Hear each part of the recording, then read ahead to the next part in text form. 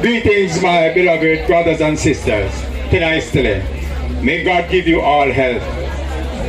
The topic I am to address is the rights and duties of the Maroons in the proposed Constitution of Republic Jamaica that I wrote, to help my country remove itself totally from under the colonial rule of the British monarchy and into true independence. The Secretary of the Clerk of Parliament confirmed that she has forwarded the email copy I sent to her to our members of Parliament and senators. This proposed constitution abolishes all treaties the British monarchy made with the Maroons, as well as the 1962 constitution, because they are based on the principle of divide and rule. In drafting this document, I referred to the 1955 revised constitution of Ethiopia, written by His Imperial Majesty Haile Selassie I, and took heed to the views of attorneys at law Gordon Robinson and Anthony Gifford, and honorable Maroon leaders Colonel Richard Curry and Colonel Wallace Sterling. It also includes my understanding of what I think is necessary for the good governance of my country, Jamaica, land we love.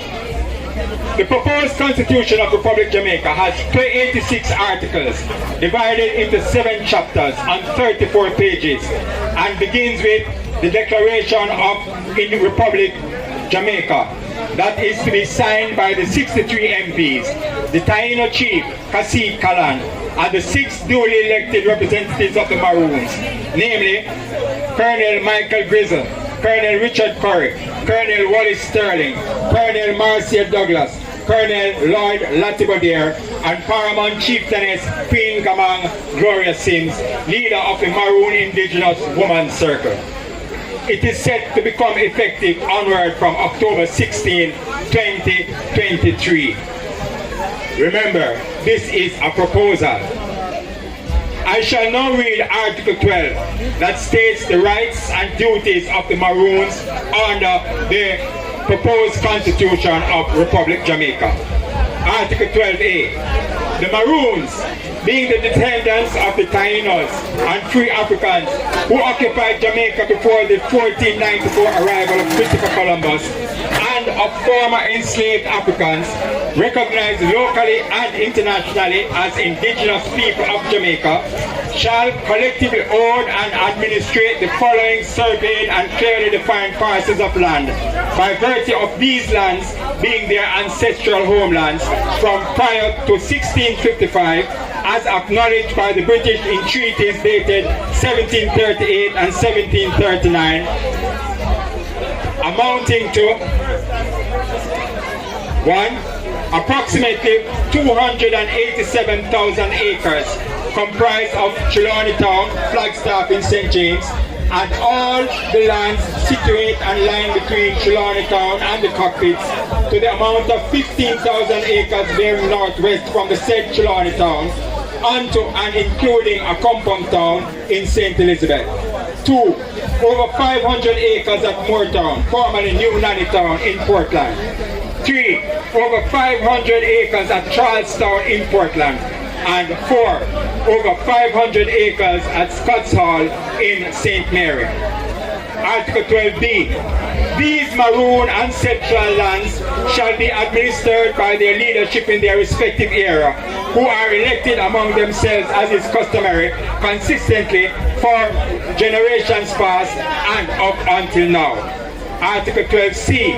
Notwithstanding the provisions of Article 11, these Maroon ancestral homelands shall not be sold, leased, rented, or disposed of in any way or by any means.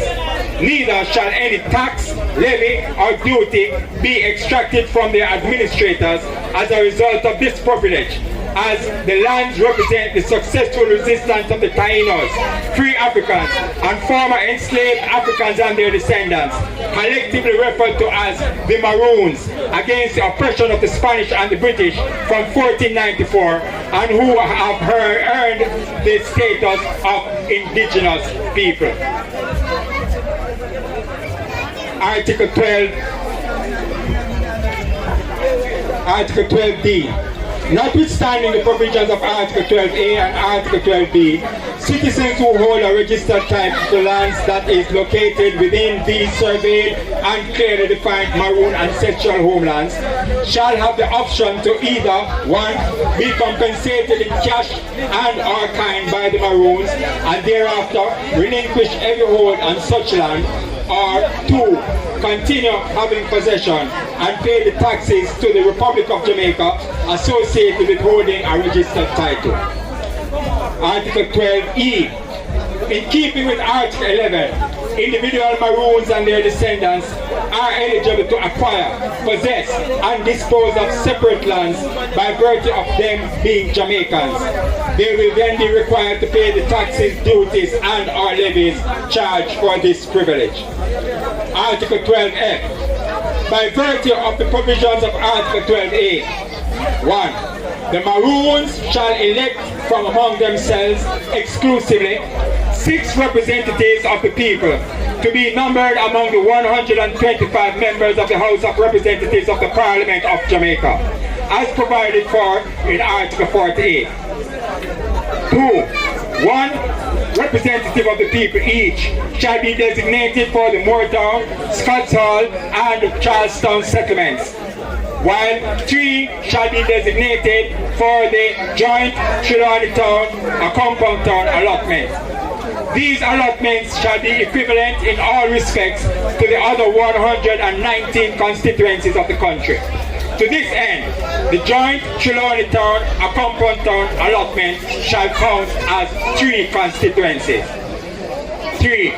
Their election and duties shall be in keeping with the provisions of Article 48. Remember, people, this is a proposal that needs to be agreed to by the 70 people I mentioned. I suggest, therefore, that the Maroon leaders meet together to discuss it and agree on what is agreeable to their people so that they can present a unified position to the Parliament when that time comes.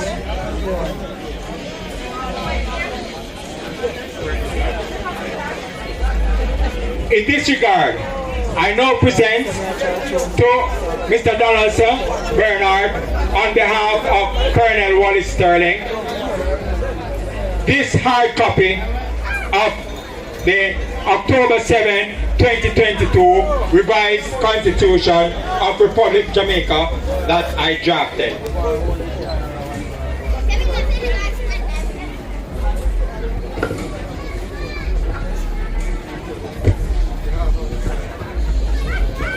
Thank you very much. Thank you for listening. And I hope you can encourage your Maroon leaders and members of Parliament to discuss this important document with the aim of having it help to remove the British monarchy from over us and allow us to create a new and glorious history for ourselves and our future generations. Those of you with telephones, write this number down.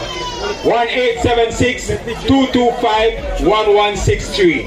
Send a WhatsApp message to that number and you will get a copy of this document plus other documents that pertain to it. 1-876-225-1163. To God be the glory.